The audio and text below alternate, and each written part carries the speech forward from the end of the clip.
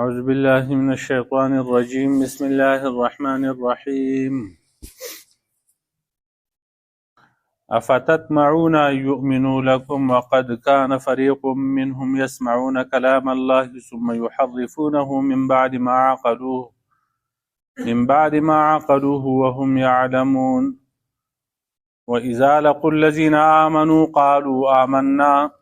وإذا خلا بعضهم إلى بعض قالوا أتحدثونهم بما فتح الله عليكم ليحاجوكم به عند ربكم أفلا تعقلون أولا يعلمون أن الله يعلم ما يسرون وما يعلنون. ربط د مخکې سردار چې مخکې آیتونو کې د یهودو درې ډلې ذکر کړي او د هغو درې ناکاره خصلتونه او صفات. نو اوس دې آیتونو کې فرمایي چې یوازې د مشران چې دي هغو کې خباثتونه او ناکاره صفات نه دي بلکې کشرانو کې هم دي. نو دغه صفات ناکاره صفات د مشرانو، اوس پنځه صفات د دوی د کشرانو بیانوي. په هغې کې یو صفت دا دی چې دو تحریف معنوي کوي او دویم صفت دا دی چې دوی تحریف لفظي کوي. تحریف معنوي دا دی چې د الله د کلام چې توراتو د هغې مطلب به یې غلط بیانو، تفسیر به یې غلط کو. د آیت نه د تورات حکم نه به یوه خبره معلومېده او دو به هغه بدلوله، د تحریف چې کوم دی تغییر او تبدیل ته ویل کېږي. نو دو به بدلوله او بل مطلب به یې راویسته، دا کار یې کو. دا ناکاره صفت د خدای احکامات به بدلول را بدلول. او تحریف لفظي هغه دا دی چې د الفاظ چې دي د تورات هغه به بدل کړه، د بعضې جملو په ځای باندې به نورې جملې داخلې کړي، د بعضو آیاتونو نه به یې الفاظ کټ کړه، په بعضو کې به یې الفاظ سیوا کړه. دا تحریف لفظي و. نو دا کار یې هم کو. نو دوه قسمه دغه شو. دریم قسم منافقانو پکې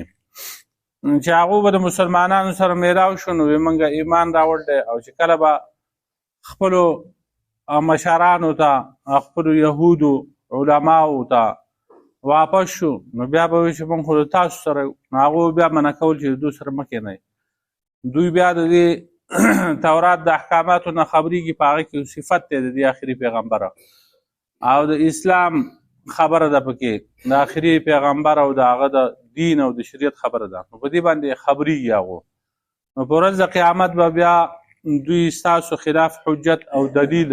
نشي چې دا خو تاسو موږ ته ویلي وو چې زموږ په کتاب کې دا راغلي دا راغلي دا صفات.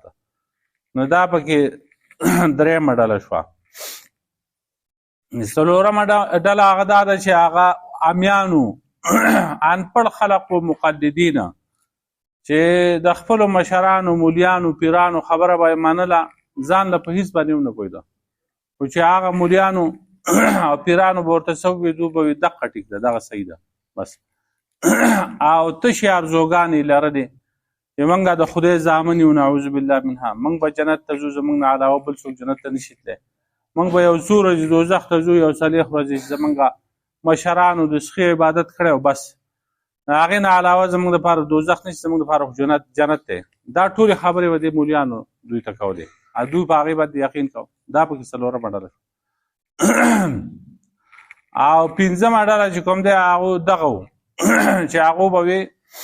لن تمسنا النار الا ایاما معدوده. د جنت دعوه به یې کوله د خپل ځان دپاره، نور هېڅ څوک یې جنت کې نه پرېښوده. نور خلک چې کوم دی دا به جنت ته نه ځي. جنت زموږ د پلار نیکه ټیکه ده او میراث دی، موږ به ورته ځو، نور پکې موږ نه پوهېږو. دا پنځمه ډله او بل خباثت اوږدو کې. نو شان نزول د دې دا دی د دې آیاتونو چې مدینه منوره کې خو انصارو هغوی اصل کې مشرکانو او دا یهود او نصاراو، نصارا پکې نو یهوده. نو دغه یهود چې کوم دی د دې دغه سره خپلوالیان هم به د دې انصارو صحابه کرامو سره ګاونډیان یې هم وو، بعضې پکې هغه و چې هغه رضاعي وروڼه دا و، رضاعت د دې خپلولي وه ورسره، رشتې وې ورسره. نو دې انصارو خیال دا و، کوشش به یې کوه په دې باندې ډېر زیات حریص و چې دا یهود چې کوم دی دوی مسلمانان شي. نو الله رب العالمین دا آیتونه را نازل کړه چې تاسو د دونه دا تمه کوئ چې دوی به ایمان راوړي. دوی خو هغه خلق دی چې مخکې به یې د الله پاک کلام اورېده، په هغه کې به یې تحریف کوو، ښه به پرې پوه شو او د هغې نه وروسته به هغه احکامات بدل کړه. دا خبیث خلق دی، د دوی د ایمان په تمه کېږئ مه. او بعضې وایي چې د دې شان نزول چې کوم دی عامو یهودو باره کې دی، هر ځای کې چې خو اهل کتابو د هغوی سره توراتو، نو که هغوی مسلمان شوی وی نو نور خلق د هغې د وجې نه مسلمانېده. نو مسلمانانو او پیغمبر پاک صلی الله علیه وسلم دا توقع لرله د دوی نه،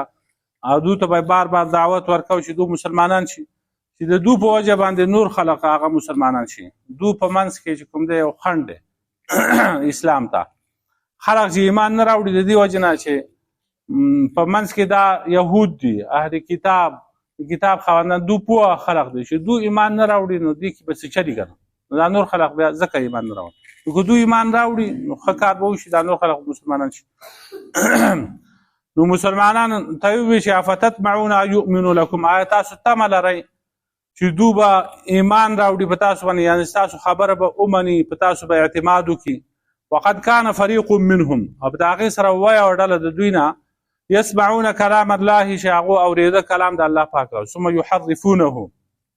بیا یې بدله و هغې لره، من بعد ما عقلوه، وروسته د هغې نه چې دوی به پوهه شو په هغې باندې، د الله په کلام باندې به پوه شو. وهم یعلمون، او دوی ښه پوه او چې موږ چې دا کوم کار کوو دا تحریف دی او دا حرام دی، ناروا دی، الله پاک د دې نه منع کړ. د دې ګناه ورته هم معلوم و چې موږ د خدای کتاب هغه بدلو، نو د دې به الله پاک موږ ته څه سزا راکوي، دا هر څه ورته معلوم، د هغې باوجود دا کار کوو. نو یسمعون کلام الله، د الله کلام یې اورېده. راجح تفسیر په دې کې دا دی چې د الله کلام چې دی هغه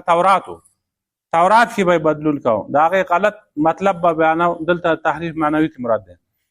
چې په معنا کې به یې تحریف وکړو او غلط مطلب به یې بیان کوو د تورات. او تورات خو د خدای کلام الله پاک را لېږلی، موسی علیه السلام باندې نازل شوی. او دویم تفسیر هغه ابن جریر دا هم کړی چې دوی د الله پاک کلام په خپلو غوږو باندې اورېدلی و. موسی علیه السلام ته وویل چې د خدای پاک د دیدار سوال موږ کړی و چې موږ د الله پاک ووینو،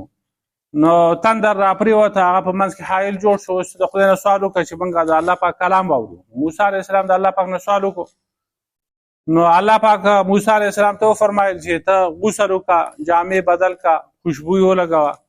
مسواک استعمال کړه، بیا راشه او دا مشران د ځان سره راوله کوهي تور ته، زه به دوی ته خپل کلام واورم. چې موسی علیه السلام دا کسان بوتله او دوی د خدای کلام واورېده، او موسی علیه السلام هم واورېده، ښه پې پوه شو، احکامات دا ورته معلوم شو. واپس چې راغلو نو په هغې کې تحریف شروع کړو، هغه احکامات یې بدل کړل، خلکو ته وایي چې دا حکم نازل شوی دی، دا نازل شوی ده، حالانکې هغه په چې کوم دی د خدای په کلام کې دغه نه و.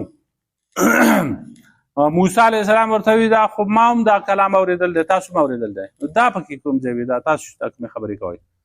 نه دا دغسې وي، دا ته چې کومې وایي دا ګرانې دي، په دې موږ عمل نه شو کولی، دغه باندې عمل نه کېږي. دا موږ چې ویو نو په دې باندې دا خلکو د دا رسول غواړي، د خدای کلام یې اورېدلی. زاد المسیر والا ابن الجوزی رحمت الله علیه هغه په دې باندې رد کړی د روایت باندې، دا خطا دی. د الله کلام موسی علیه السلام اورېدل دی،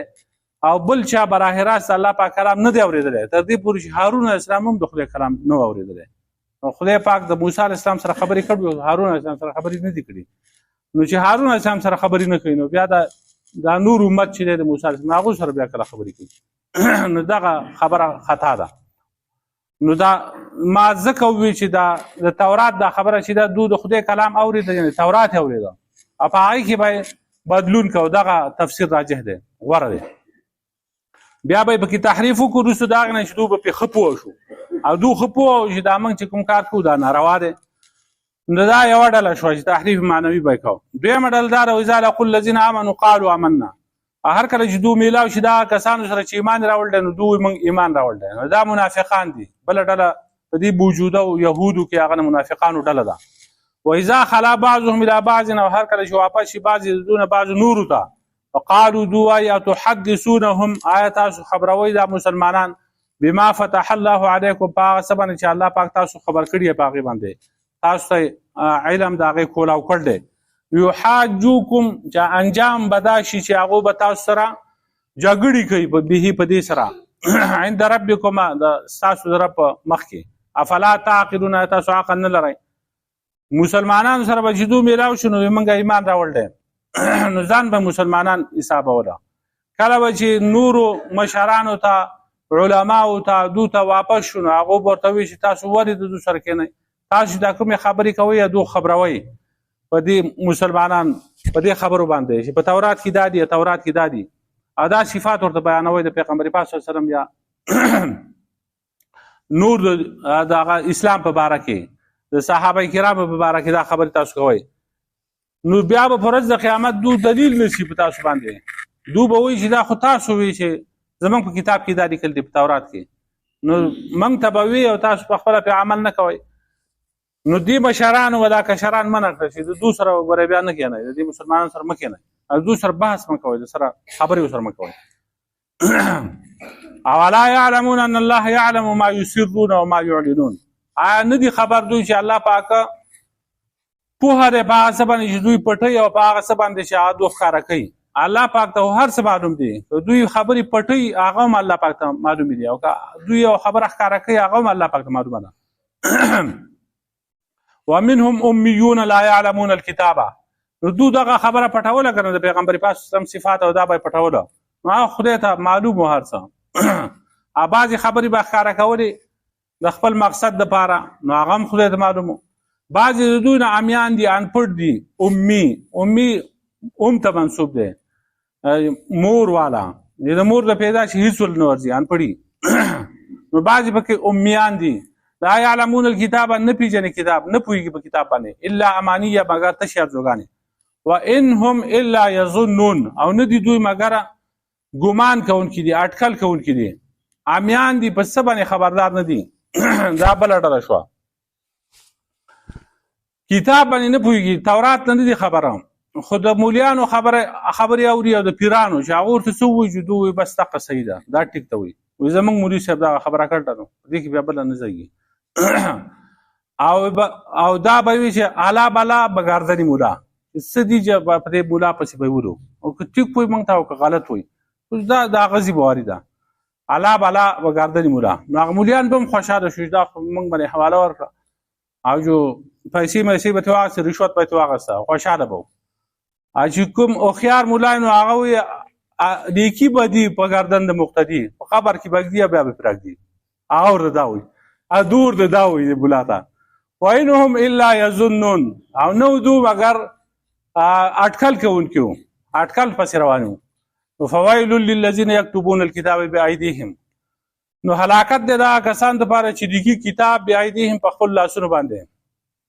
ثم یقولون هذا من عند الله، بیا وایي چې دا د الله د طرف نه دی. لیشترو به ثمنا قلیلا، د دې لپاره چې واخلي په هغې باندې پیسې لږ، یعنې دنیا لږه. فویل لهم مما کتبت ایدیهم، نو هلاکت دی د دوی لپاره د هغه څه نه چې لیکي د دوی لاسونه. وویل لهم مما یکسبون، او هلاکت دی د دوی لپاره د هغه څه نه چې دوی ګټي. نو دا بله ډله شوه چې په تورات کې به تحریف کو، خو لفظي هغه به یې بدلو، هغه کې به څه جملې کټ کولې، څه به یې پکې سیوا کولې، دا چل به یې کو. قرآن الله پاک د دغه تغییر لفظي او تحریف لفظي نه هغه ساتل دی، محفوظ ساتل دی. انا نحن نزلنا الذکر و انا له لحافظون، یقینا موږ دا قرآن نازل کړ دی، موږ د دې په خپله حفاظت کوو، الله پاک فرمایي. نو په دې کې څوک لفظي تحریف نشي کولی، معنوي که شرطه هغې کې تعویلونه کوي، غلط فاسد تعویلونه هغه کوي. هر یو سړی چې یو مسله کوي هغه د قرآن نه دلیل نسی، غلط تفسیری کوي، کوم چې مقصد دی صحیح هغه نه بیانوي. نور لفظي تحریف چې کوم دی بدلون تغییر دا پکې نشي کولی. نو هلاکت دی د دوی لپاره، د هغه کسانو لپاره چې کتاب په خپل لاسونو باندې کي، تورات به یې په خپل لاسو باندې ولیکو، بیا به وي دا د الله د طرف نازل شوی دی. دا ولې دا د دې لپاره چې په هغې باندې به پیسې اخیستې، دنیا لږه.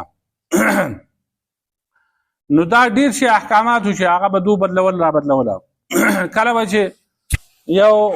مخوري سړی مشر سړی هغه براغه مسله به راوړه د زنا او کیس مسله نه چې د دنه زنا شوی دی د څه حکم دی دو به د مختور کوي په خر باندې سور کوي په دې بازار کې وګرځوي دا زموږ کتاب کې لیکل دي او چې کله به یو غریب سړی او د هغه نه به دا ګناه شو هغه به یې راوسته زموږ کتاب کې دا لیکل دي چې دله رجم ورکوي هغه به یې سنګساره نو دا مختلف حربي وي د دو سره دا به پیسې چې کوم دی په دې هغه رشوت به یې اخیسته کس به اول رضا کو پیسې به یې ول ورکړي نو روستو به د هغه دپاره د هغه فیصله به یې کوله چې کوم رشوت والا به راغی پیسې به یې ورکړي د هغه په حق کې به فیصله کوله په حق او هم به د هغه په حق کې فیصله کوله او که باطله باندې به هغه به پیسې راوړي رشوت به ورکړو د هغه په حق کې فیصله وکړه او چې چا به پیسې نه وي راوړي او رشوت به یې نه ورکاو نو بیا به دو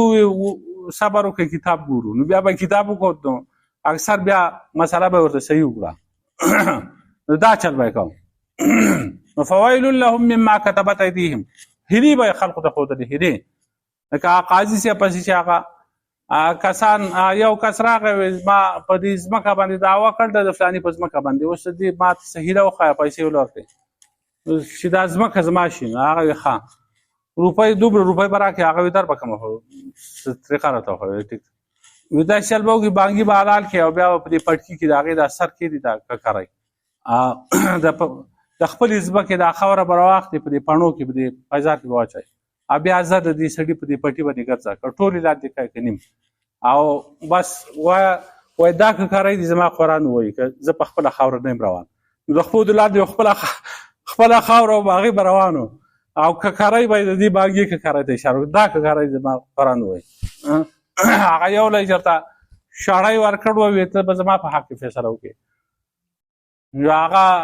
هغه بل چې ته خبر شوی یو هغه وله غوا ورکړه قاضي صاحب له وایي چې سبا له فیصلې ته کېناسته شو هغه کس ورته ووایي قاضي صاحب هغه شړی څه ګرمه وکړه څنګه هغه شړی خو غوا خوړل دی وختلې ده نو هغه فیصله یې وبیلله نو دا چل به یې کوم یهودو دا بیماریانې وې دا په دې امت کې هم داسې خلک شته فویل لهم مما كتبت ایدیهم هلاکت د دوی لپاره دا څه نه چې لیکي د دوی لاسونه دوی په خپلو لاسو باندې ولیکي بیا وایي دا د خدای کتاب دی دا تورات دی او هلاکت د دوی لپاره دا څه نه چې دوی ګټي ویل چې کوم دی دا یو کنده ده په دوزخ کې یا وادي ده یا یو غر دی یا ویل چې کوم دی په عربۍ کې دی وینې زو ته هم ویل کېږي چې د دوی لپاره وینې زوي دي دا وجه د هغې نه چې دوی خپلو لاسونو باندې به تورات لیکه بیا به دا د خدای کتاب دی او د دوی لپاره وینې زوي دي د هغه مال نه چې دوی ګټلی دی په دې باندې افتطمعون ان یؤمنوا لکم آیا تاسو تمه لرئ چې دوی به ایمان دوی به اعتماد وکړي په تاسو باندې وقت کان فریق منهم اب په هغې سره وایه یوه ډله د دوی نه یسمعون کلام الله چې هغو اورېده کلام د الله پاک ثم یحرفونه بیا به یې بدله و هغې لره من بعد ما عقلوه وروستو د هغې نه چې دوی به پوهه شو په هغې باندې وهم یعلمون حال لري چې دوی پوهه و چې موږ دا ناروا کار کوو واذا لقوا الذین آمنوا هر کله چې دوی میلاو شي دا کسانو سره چې ایمان راوړل دی قالوا آمنا نو دوی موږ ایمان راوړل دی اذا خلا بعضهم الى بعض هر کله چې واپس شي بعضې د دوی نه بعضې نورو ته وقالوا تحدثونهم نو هغه مشران ورته ووایي چې آیا تاسو خبروئ دا مسلمانان بما فتح الله علیکم په هغه څه باندې چې تاسو ته الله د هغې علم درکړی دی تاسو خبر کړي الله پاک په هغې باندې نو لیحاجوکم به د دې لپاره انجام پیدا شي چې دوی به جګړې کوي تاسو سره دلیل به نشي په تاسو باندې به په دې خبرو عند ربکم د خپل رب ستاسو د رب په مخ کې ورځ د قیامت افلا تعقلون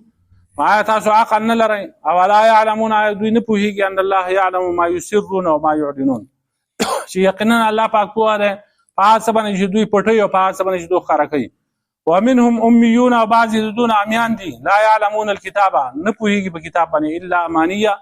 مګر په هغه تشو ارزوګانو باندې روان دي په هغې پسې چې زما دپاره جنت دی د بل چا دپاره نشته موږ د خدای پاک محبوبان یو موږ د خدای دوستان یو موږ د خدای نازور یو دا خبرې کوي وانهم الا یظنون او نه دي دوی مګر اټکل کوونکي فویل للذین یکتبون الکتاب بایدیهم پس هلاکت د دا کسان دپاره چې لیکي کتاب په خپل لاسونو باندې ثم یقولون بیا وایي هذا من عند الله دا د الله د طرف نه دی لیشتروا به ثمنا قلیلا د دې لپاره چې واخلي په هغې باندې پیسې لګي فویل لهم مما کتبت ایدیهم پس هلاکت دی د دوی لپاره د هغه څه نه چې لیکي د دوی لاسونه وویل لهم او هلاکت دی د دوی لپاره مما یکسبون د هغه مال نه چې دوی ګټلی دی ربنا لا اله الا انت سبحانك قدر يسر